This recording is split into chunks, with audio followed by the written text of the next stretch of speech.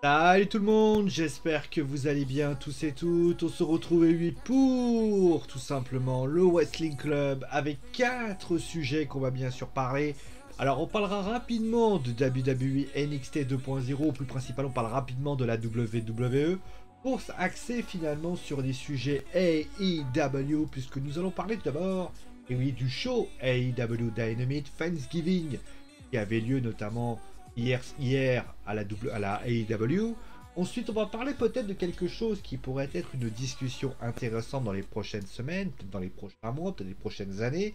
Est-ce que concrètement, on a vu le segment entre MJF et CM Punk, est-ce que MJF a relevé le niveau et concrètement, est-ce qu'il est autour finalement de tout ce qu'on peut offrir de bien du côté de ce segment?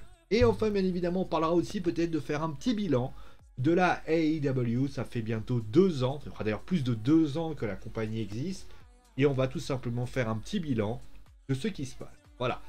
On va commencer tout de suite, on va pas perdre de temps bien évidemment, on va tout de suite revenir sur les événements de WWE NXT. Je rappelle bien évidemment que NXT, il reste encore une petite semaine avant le fameux War Games qui aura lieu. Donc on va revenir comme à chaque fois sur ce qui s'est passé dans cette émission. On va revenir d'abord que Tommaso Ciampa, le champion de NXT, a battu Grayson Waller. Il y a eu également Cameron Grimes, on a pu le voir en haut à gauche, qui notamment a proposé d'ailleurs et offrira un match Hair versus Hair, puisque bien tout simplement il y a une petite bagarre entre comment il s'appelle, Duke Hudson et Cameron Grimes. Ensuite, on a donc l'autre côté, donc Cassie Catanzaro et Kaden Carter qui ont battu Indy Hartwell et Persia Perota. Santo Escobar a battu Malik Blade. A noter d'ailleurs que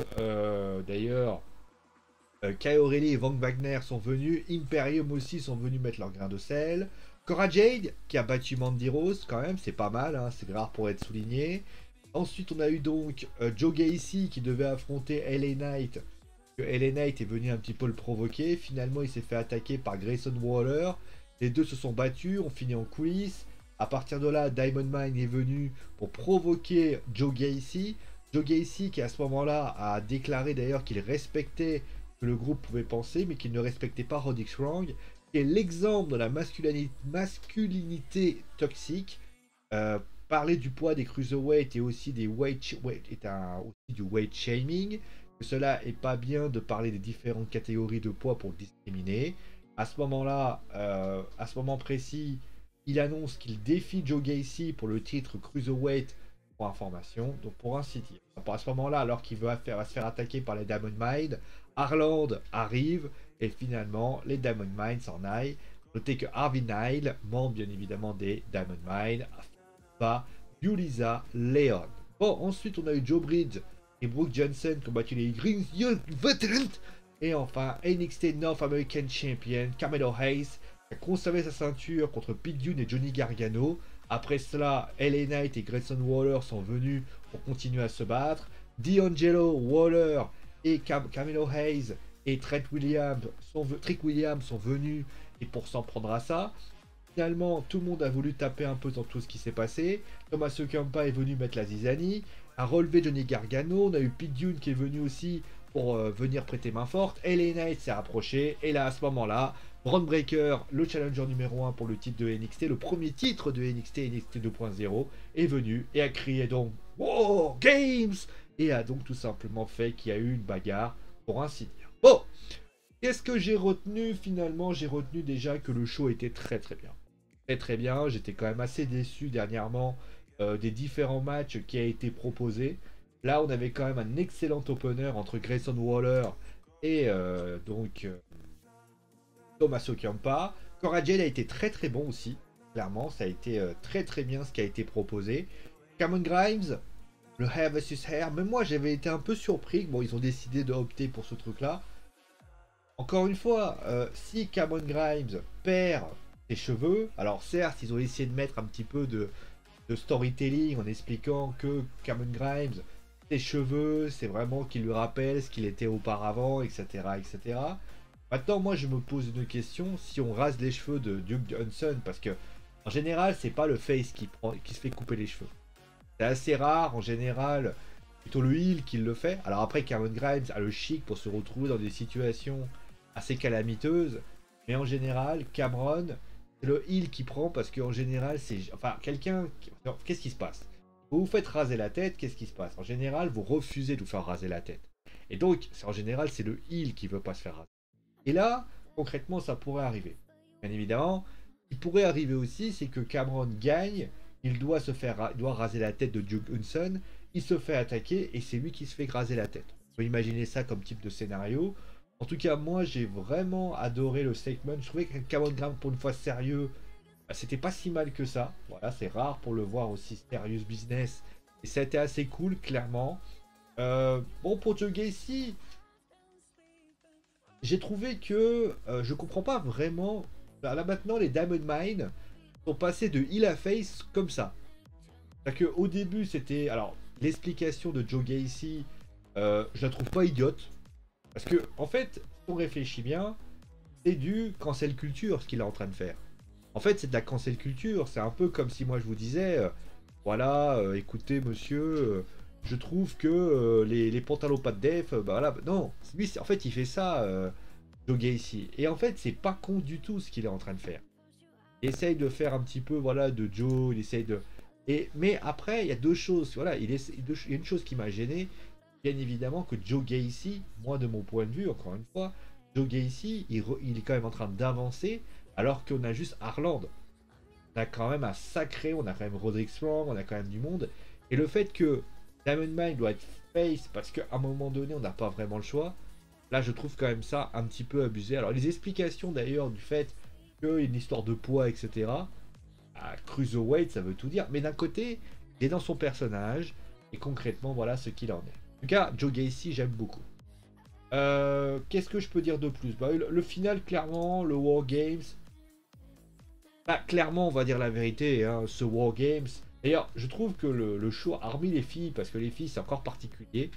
Mais je trouve que tous les matchs qui vont être proposés, c'est-à-dire Joe Gacy contre Roderick Strong, le North American Champion ne sera pas défendu puisque Carmelo Hayes. On voit notamment le match masculin War Games. Et ben c'est finalement les anciens de NXT qui feront face aux nouveaux de NXT. Et j'ai envie de vous dire, bah, c'est très très bien. Alors est-ce que comment on va réagir Braun Breaker? Bah, justement, ça sera la grande question. On a vu quand même que LA Knight a l'air de refaire un petit soupçon de face. Puis June c'est bon, Johnny Gargano c'est bon. Après, la question c'est qu'est-ce qu'on va pouvoir faire? Mais voilà, Braun Breaker, concrètement, moi je trouve que Braun Breaker, là c'est vraiment un NXT 2.0 contre NXT 1.0. C'est bien aussi, moi je trouve l'idée plutôt intéressante parce que bah, c'est bien intéressant d'imaginer concrètement que la WWE va nous offrir finalement ce duel entre l'ancienne génération et la nouvelle génération parce que ça va nous permettre aussi de savoir ce qu'ils valent. Et quoi de mieux que de les mettre dans un endroit qui est quand même un endroit dur, référence de NXT, c'est quand même le NXT War Games. Et j'imagine que voilà, avec notamment Duke Hudson, on va voir ce qu'il va pouvoir produire. Joe Gacy contre Roderick Strong, c'est un duel de vétérans aussi. Les filles, c'est plus particulier, mais c'est vrai qu'il n'y a pas beaucoup de matchs de lutteuses féminines aujourd'hui. Et voilà, quand vraiment on peut se poser la question, franchement, on a plutôt envie de dire, c'est quand même assez sympa et assez gratifiant. Voilà. Voilà ce que j'ai à dire. Voilà, le show était bien. Franchement, moi, ça faisait longtemps que j'ai pas eu un show où j'ai pris du plaisir à suivre un show comme ça. Bien évidemment, hein, il y a encore des choses qu'il va falloir réajuster. Mais en tout cas, moi, je suis quand même absolument ravi de ce qui a été proposé. On passe maintenant à AEW Dynamite. Hein, vous le savez, normalement, j'aurais dû vous faire le show. J'aurais dû faire le show hier, mais malheureusement, il y avait notamment le match de Ligue des Champions. D'ailleurs, je profite de cet instant parce que, dites-moi ce que vous en pensez, hein, je réfléchis à alterner si vous voulez. C'est-à-dire qu'on fera NXT le jour de non-match de football. Enfin, NXT, on fera le Wrestling Club les jours où il n'y aura pas de football. Et on fera concrètement la Foot Zone à ce moment-là. L'exception viendra peut-être du samedi, parce qu'il y a SmackDown et AEW Rampage.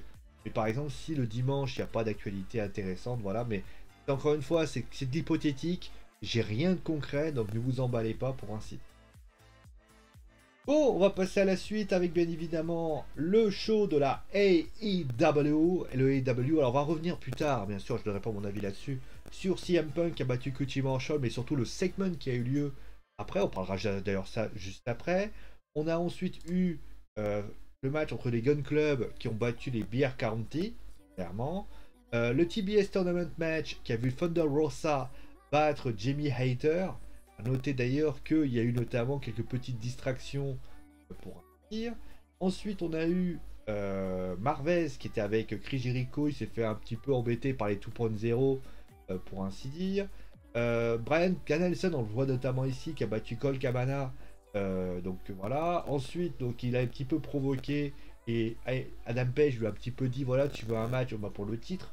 Voit que voilà, il est devenu heel pour ainsi dire. Et enfin, Cody Rhodes, Spike et Lucha Brothers ont battu Andrade El Idolo, Malakai Black et les FTR en main event. Alors, aussi très très bon show, clairement. On reviendra bien sûr sur le début, hein. Pour l'instant je laisse vraiment le suspense. Oui, le match féminin n'a pas été ouf, mais les Gun Club c'était bien. On a bien sûr parlé aussi, que j'ai beaucoup apprécié, c'est le match entre Brian Danielson et Colt Cabana, que j'ai trouvé plutôt intéressant. Franchement, plutôt un bon match ce qui a été fait. Le main event était sympa. De toute façon, je le dis toujours, hein, la division par équipe de l'AEW est l'une des meilleures, justement, on verra par rapport au bilan en fin d'émission. Et franchement, moi j'ai adoré ça. J'ai trouvé qu'il y avait vraiment de la qualité, je trouvais vraiment qu'il y avait de la potentiel.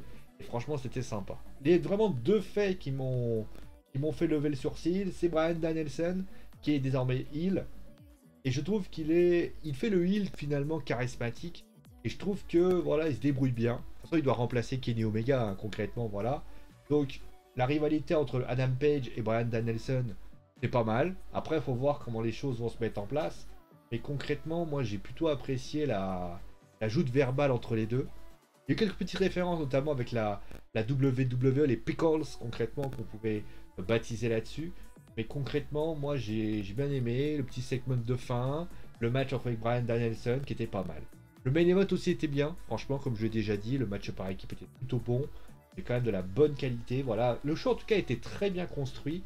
Et ça donne vraiment on va dire c'est comme quelque chose de très très bon augure de voir ce genre de choses arriver. Pour ainsi dire, franchement, j'ai adoré le main event que je trouve. Et de toute façon, comme j'ai dit, hein, la AEW, les tag team, ils savent ce qui se passe. Voilà. Et durant ce show qui a été incroyable, il y a eu bien évidemment un événement et on va y revenir plus en détail. Ça va être l'option focus de cette histoire.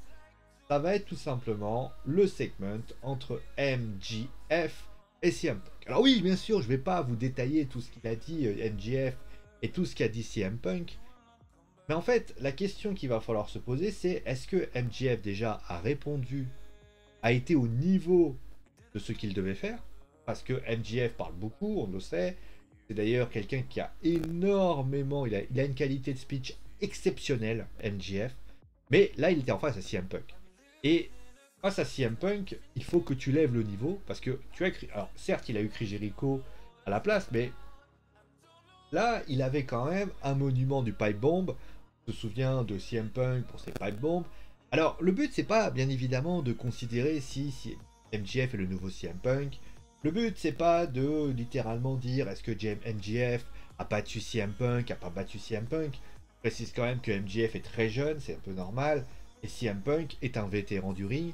Mais c'est aussi de se dire, bah, est-ce que concrètement, ce segment, déjà, qu'est-ce que j'en ai pensé et concrètement aussi, est-ce que MJF, est-ce que MJF, et pour moi, sera, dans les années qui vont venir, peut-être dans 5-10 ans, le meilleur speecher au monde? Voilà, c'est la question que tout le monde se pose.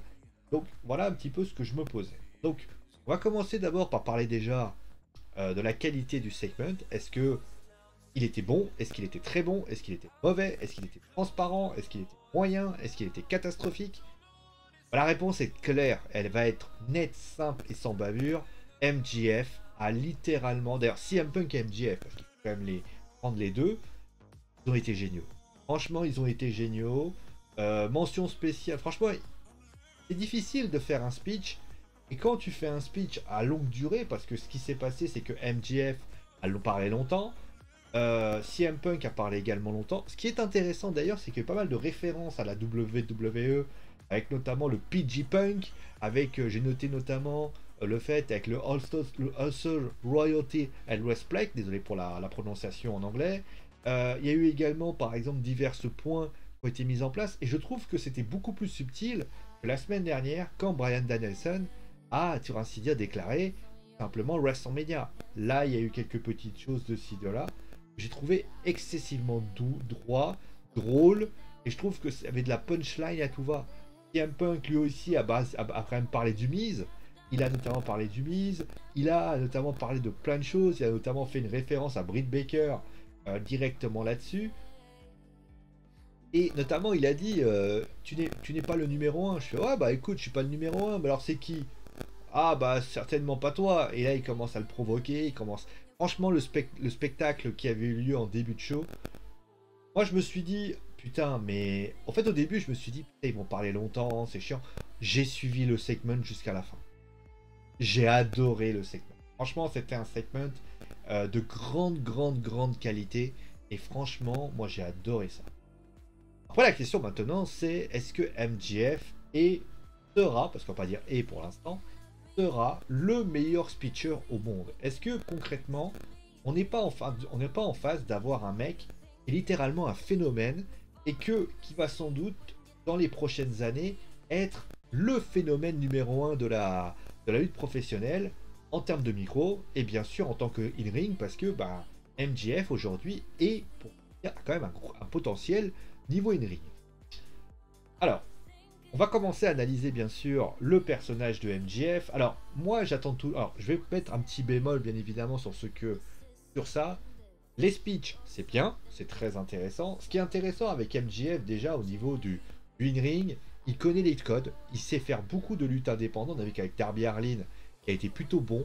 Voilà, il a toujours été bon, il a su faire beaucoup de choses. Donc son in-ring n'est pas dégueulasse.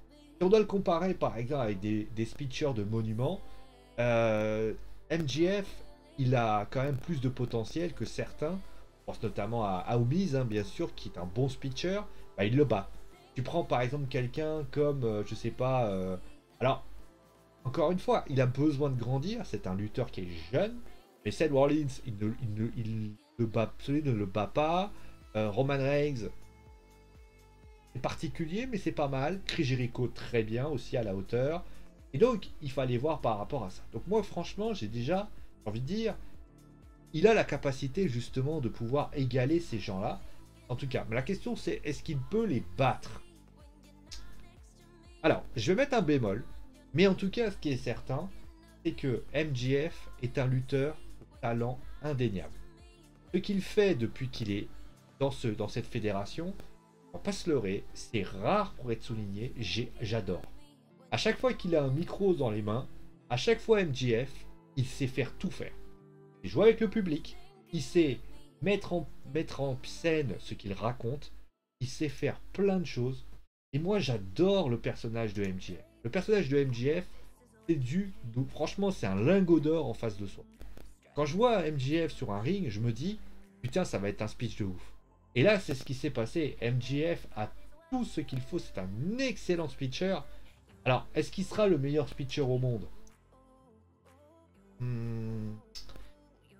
Alors, je vais mettre un bémol. Parce que être le meilleur speecher au monde, c'est quoi? C'est le Stone Cold Steve Austin, c'est le Rock.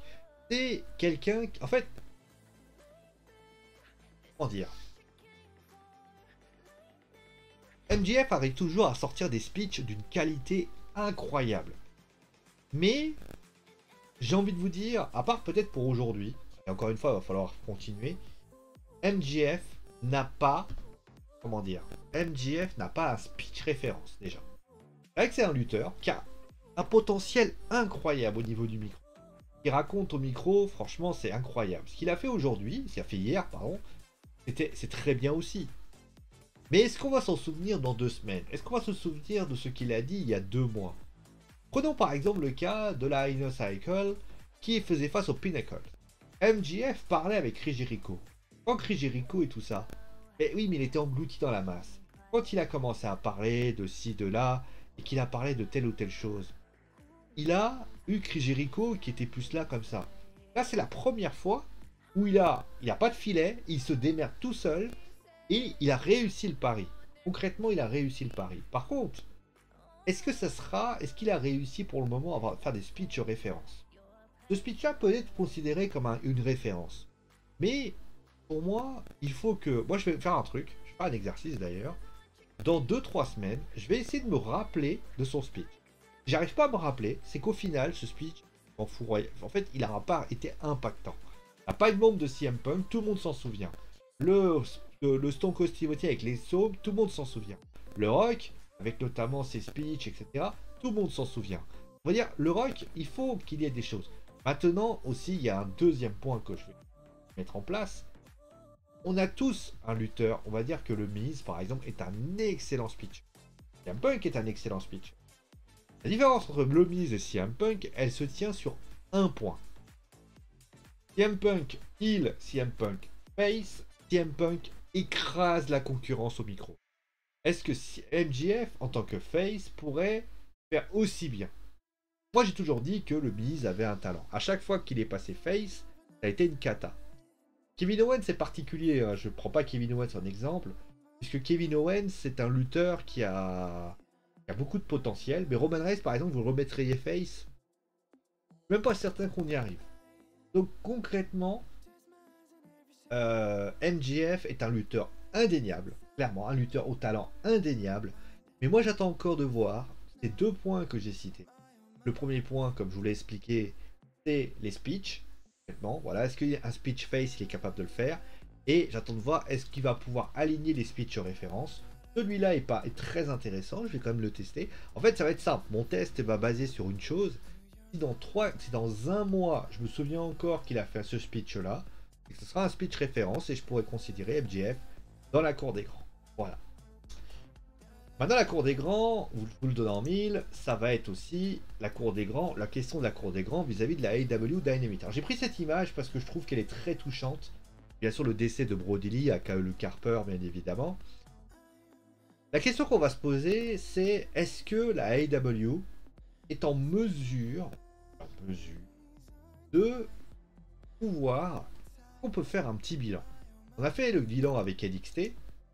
Est-ce que concrètement, il est capable de... Est-ce qu'aujourd'hui, on peut considérer que la AEW a envie de réussir quelque chose?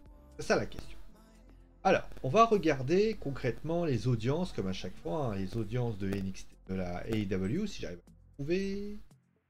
C'est toujours bien ça. Quand vous les cherchez pas, vous les trouvez facilement. Et quand vous les cherchez, vous les trouvez jamais. Voilà, ça va être les audiences de WWE Raw, on va les prendre. Alors, on a les audiences de cette semaine, mais on va s'intéresser bien évidemment aux audiences de ce qui s'est passé. Alors, du côté de la AEW Dynamite, on va considérer aussi, on va quand même parler de AEW Rampage, donc les deux shows qui ont été proposés. On va s'intéresser principalement, on va prendre jusqu'à août. Au mois d'août, donc la AEW était plutôt bon, voilà, 1,3 million, 1,1 million. On a notamment, et puis il y a une chute qui a été très progressive. On le voit notamment, Dynamite, d'ailleurs souffre d'une chose d'ailleurs, Dynamite a tendance à être crapahuté dans le coin quand on a de la NFL, je crois, de la NHL ou je sais pas quoi, donc 878 000, et on ne sait pas encore combien ça va avoir au niveau des audiences de cette semaine, mais le dernier show a fait 984 000 téléspectateurs, et donc depuis quelques semaines, le show est un peu en train de remonter, et on n'est pas loin peut-être, on verra cette semaine, mais en tout cas on n'est pas loin de remonter au 1 million, et tu quand même un score qui est tout aussi honorable. Bon, la question c'est, est-ce que déjà on peut se contenter d'un score comme ça? Alors, oui, alors, je vais d'abord faire pour Dynamite. Hein. Oui et non. Oui, parce que finalement, la fédération a 2 ans, le show a 2 ans. Il va falloir quand même être indulgent, surtout que le show va partir bientôt sur TBS. Notamment, je crois, à plus de capacité d'exposition. Donc c'est finalement là-bas qu'on va savoir si la AEW est capable de s'en sortir. Maintenant, au niveau des scores, on tourne quand même aux alentours d'1 million de téléspectateurs, qui est quand même pas mal, ce qu'on remonte en ce moment. C'est quand même pas mal. A priori, la présence... Alors, après, bien évidemment, il y a eu l'après. La limite, le 284 000, il faut quand même rappeler que c'était après Full Gear. Voilà, mais en tout cas, les shows remontent. Voilà, les shows sont en train de regrimper au fur et à mesure. Mais en tout cas, malgré tout, il y a quand même un groupe de fans qui sont présents. Donc on peut considérer que les choses se passent. Mais malheureusement, le bas blesse vient peut-être de AEW Rampage.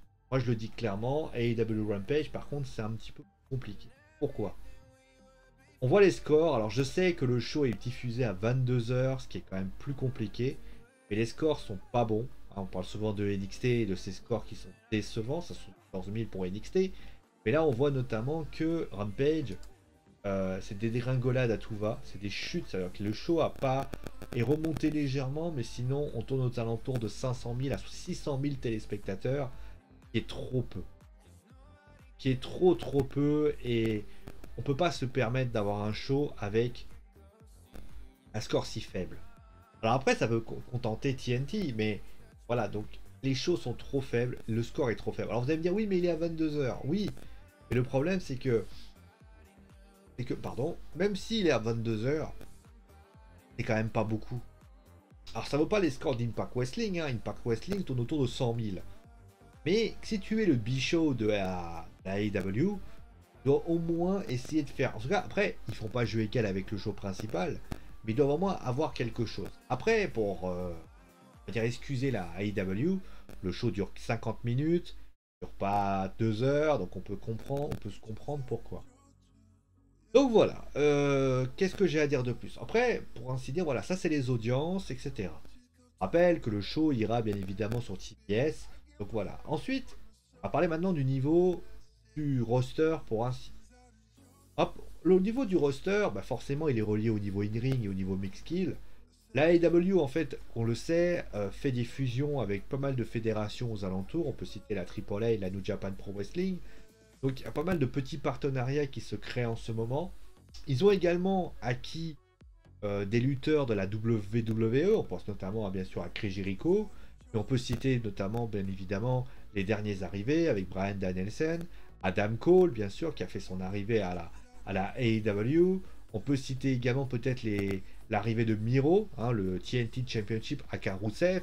Donc il y a des lutteurs du côté de la AEW qui ont quand même qui étaient quand même des transfuges du côté de la WWE et qui sont venus. Le premier en date, bien sûr, reste Cody Rhodes, qui a été bien sûr le créateur de ce show, pour ainsi dire, ou même de cette fédération.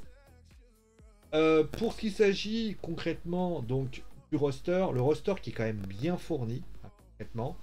On a pas mal de clans, on a pas mal de divisions qui sont prononcées, on a notamment plusieurs clans qui se sont prononcés, notamment bien sûr à la Inner Cycle qui est là par ici. On pense notamment au Pinnacle, même si MJF n'utilise pas trop ce clan en ce moment.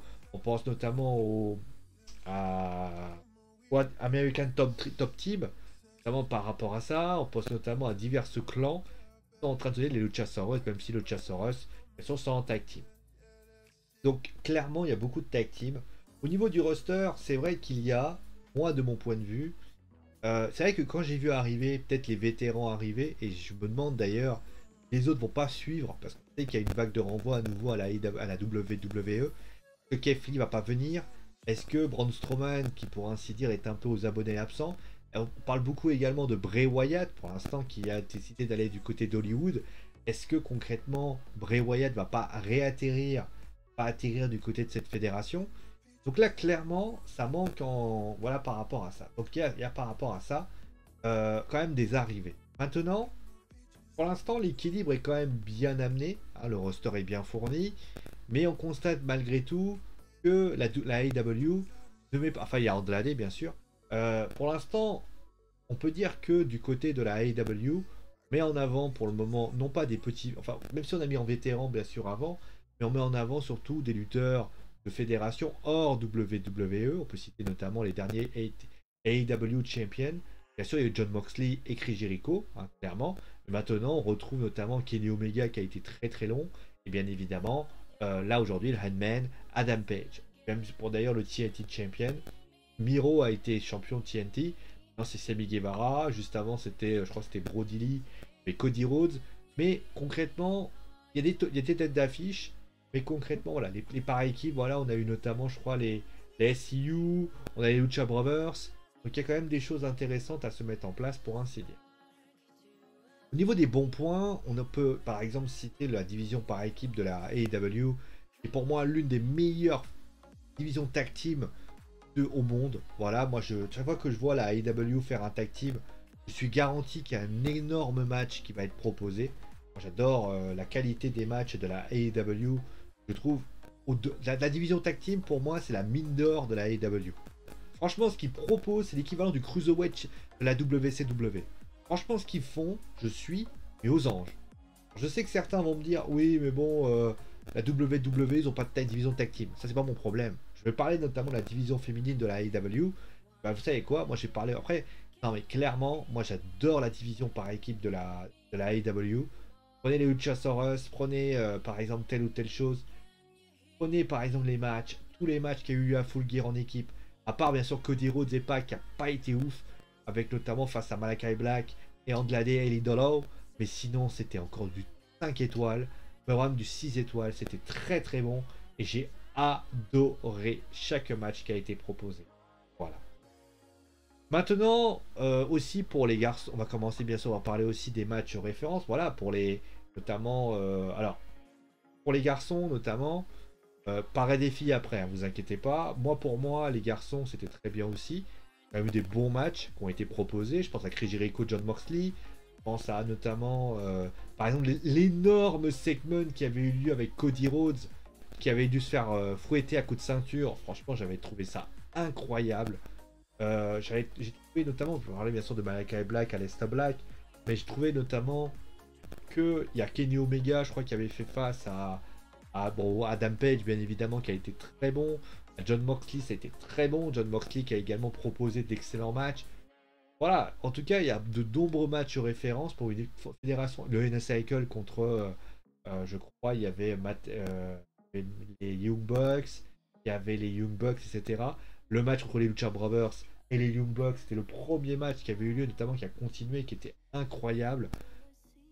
Franchement, c'est l'une des meilleures fédérations aujourd'hui dans le tag team. Les garçons, c'était incroyable. Franchement, il y a de très belles choses qui sont proposées. Il y a ça aussi un peu entre le lutte amateur parfois avec le côté extreme, pour ainsi dire. Moi, j'ai adoré ça. Et franchement, j'attends de voir comment les choses se passent, mais je suis vraiment ébahi par rapport à ça.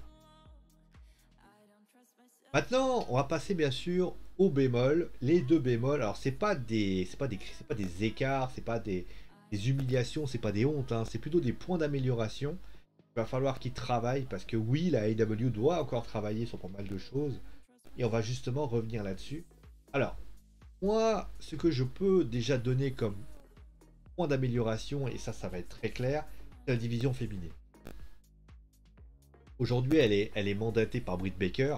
Il va y avoir un deuxième titre qui sera fait, donc le TBS Championship, avec notamment, voilà, par rapport à ça. Aujourd'hui, la division féminine de la AEW est l'une des fédérations et l'une des divisions, et sans doute le point faible de l'équipe, de la fédération. C'est-à-dire qu'on a sans doute des lutteuses très talentueuses, mais il n'y a pas de lutteuse qui sort du lot. En fait, le problème de la AEW par rapport à la division féminine, c'est qu'il y a des promesses. Il y a des promesses, hein, Jet Gargill, Britt Baker qui était bien sûr, mais il y a eu Kakushida. Oui, il y a eu des matchs aussi intéressants. Contre Nyla Rose, Kakushida contre Britt Baker qui a fait face avec Tai Conti. Mais on se dit toujours, est-ce qu'ils auraient pu faire mieux? Je ne sais pas. Est-ce qu'ils auraient pu donner tout plus? Je ne sais pas. Autrement dit, le show, la division féminine de la AEW, elle manque de plein de choses. Voilà. Alors je dis pas que la AEW est une mauvaise fédération au niveau féminin. Il y a des promesses. Mais, encore une fois, Thunder Rosa, c'est quand même compliqué. D'ailleurs, je reviens d'ailleurs sur un point très important. Je trouve aussi, après c'est mon avis, hein, il y a trop de... On va dire, comment dire ça. NXT, à la limite, qu'il y ait des trucs qui tournent, pourquoi pas. Mais des fois, ça manque un peu de storyline, des fois. Clairement, voilà. Mais en tout cas, après, ça reste plaisant à suivre, clairement. Mais, pour ce qui s'agit de la division féminine, il manque des trucs. Il manque beaucoup de trucs, et je pense que c'est sans doute un des points d'amélioration qu'il va falloir faire par rapport à ça. Et puis, la deuxième point d'amélioration que j'ai envie de mettre en place, ben, j'aime bien sûr les storylines, hein, clairement, mais j'aimerais aussi que la AEW commence peut-être aussi à arrêter de parler de la WWE. Hein, le coup de WrestleMania la semaine dernière était quand même un peu gênant. Que tu le fasses de manière subtile, ça me dérange pas. Mais quand tu balances le mot WrestleMania, bah, tu es obligé de... En fait, voilà. Et puis, la deuxième chose, bah, je trouve que... Alors, toutefois, c'est mon avis. Pour moi, elle a des promesses, mais je trouve que la AEW, il n'y a pas ce truc qui va les émanciper, en fait. En fait, la AEW, tout le monde souhaite qu'elle soit à la hauteur de la WWE. Pourquoi? Parce qu'on veut que la concurrence soit forte. Le problème, c'est que si jamais c'était ça, la AEW serait déjà au niveau de Raw. Pourquoi? Parce que déjà Dynamite n'est pas en concurrence avec quelque chose en particulier. Mais le plus important, c'est que la AEW, eh bien, quand par exemple, prenons un exemple, la semaine dernière, Raw a fait 1,658 000 téléspectateurs. Eh bien, il faut savoir que en même temps, c'est-à-dire que mercredi, la Dynamite a proposé 941 000 téléspectateurs. Et au bas mot, allez, 40% de moins bien. Moi, ce qui me gêne par rapport à ces deux chiffres, c'est quoi? C'est que du côté de le Raw, de Dynamite, les fans qui ne veulent plus de la fédération, de la WWE, pourraient aller se diriger complètement vers la AEW pour les faire grimper. Puisque, vous l'avez forcément compris, si on suit la logique balance, si vous mettez plus dans un côté, forcément ça va grimper de l'autre. Un peu normal. Et là, le problème, c'est que la AEW n'obtient pas ça. Déjà, ça, c'est la première chose. Les audiences ne suivent pas. Et ça, c'est peut-être tout simplement par le fait que, certes, la AEW est prometteuse, mais je trouve, après, ça fait que 2 ans qu'elle est là. Mais je pense que la AEW doit peut-être déjà taper du poing. Alors, peut-être que sur TBS, ça ne changera. Mais peut-être que ce qu'il va falloir faire dans les années qui vont venir, déjà, c'est structurer de manière à faire une division féminine forte, je l'ai dit, mais que peut-être, ne plus s'appuyer sur les tiers, la NJPW, la AAA, et ainsi de suite. Pourquoi? Parce que tant que tu feras appel à ces gens-là, Impact Wrestling, tu feras appel à ces gens-là, tout le monde dira ah ouais, mais la AEW, elle peut s'en sortir parce qu'elle est aidée par les autres. Et là, c'est quand même gênant. Déjà. Ensuite, deuxième chose, elles arrêtent, moi c'est mon avis là-dessus, hein, de toujours vouloir recruter de la WWE à tout va. Moi, je pense que la AEW doit aujourd'hui s'appuyer sur quoi? Sur le roster qu'ils ont. Ils ont un roster de qualité, mais pas d'aller voir, parce que Johnny Gargano, s'il s'en va, Sami Zayn, s'il s'en va, si Kevin Owens s'en va, ça va être des mines d'or, bien sûr, mais ils ont un bon roster et un roster qui peut apporter quelque chose. Voilà. Qu'est-ce que je peux dire de plus par rapport aux points à améliorer? Voilà, la division féminine, essayer, voilà, il faut qu'il... Après, ça va être après, le truc, c'est que Dynamite arrive après la bataille, et pour tous ceux qui... Parce que j'entends souvent des gens dire la WWE va fermer ses portes, etc. Alors, les gens qui disent ça, j'ai envie de leur dire, les gars, faut juste que vous réfléchissiez 5 minutes. La WWE a pas fermé ses portes en 90, alors qu'elle était encore pire qu'aujourd'hui. Comment tu justifies ça? Donc voilà. Bon, on va s'arrêter là pour aujourd'hui. À la limite, voilà. Donc, des promesses, des attentes. Moi, j'attends tout. Moi, je suis. De toute façon, je l'ai toujours dit, hein, la AEW, si elle réussit à battre là, ça, on sera bien sûr ravis par rapport à ça. Bon, allez, on va s'arrêter là pour aujourd'hui parce que ça fait quand même 38 minutes que je raconte ma life. On va se retrouver bien sûr pour demain. Alors demain, on va se parler d'autre chose. On va parler. Alors, je précise pour information que c'est pas dit qu'il y ait une émission demain pour la simple et bonne raison que je rentrerai à la Spoerté. Et donc concrètement, on va pouvoir. Si je peux vous le faire, vous le ferez. Sinon, la mission aura lieu pour dimanche. Ce sera donc, on parlera de. Regardez. On va parler de Ronda Rousey. Ah. On va parler de Ric Flair, on va parler de Ronda Rousey, Ric Flair notamment par rapport à ses déclarations, et on va essayer d'un petit peu élargir le truc en disant est-ce que la WWE n'est pas en train de se tromper d'elle-même, s'oublier elle-même. Voilà. On parlera bien sûr de Ronda Rousey, est-ce qu'elle a encore, qu'est-ce que peut faire Ronda Rousey à la WWE, voire dans le catch en lui-même. On viendra bien sûr sur WWE Raw. Et justement, on va faire pareil. Est-ce que WWE Raw, avec les audiences, etc. Et bien évidemment, on trouvera un quatrième sujet. On fera un truc sur le bilan de la semaine. Voilà, ça va être une petite émission, le bilan de la semaine. On ira regarder tous les shows et on dira voilà, quels ont été les meilleurs shows, les points chauds, etc. Ce sera bien sûr un espèce de top de Power Rankings, version des shows, pour ainsi dire. Allez, prenez soin de vous, amusez-vous bien. Pour la petite anecdote, si jamais je peux vous sortir l'émission, le dimanche, ça sera plutôt un espèce de bilan de la semaine que je vous proposerai. Comme ça, c'est pour ainsi dire. Allez, je vous arrête de bien sûr de raconter ma vie. Ça fait 40 minutes que je raconte ma life. Prenez soin de vous, amusez-vous bien. Et ciao les amis.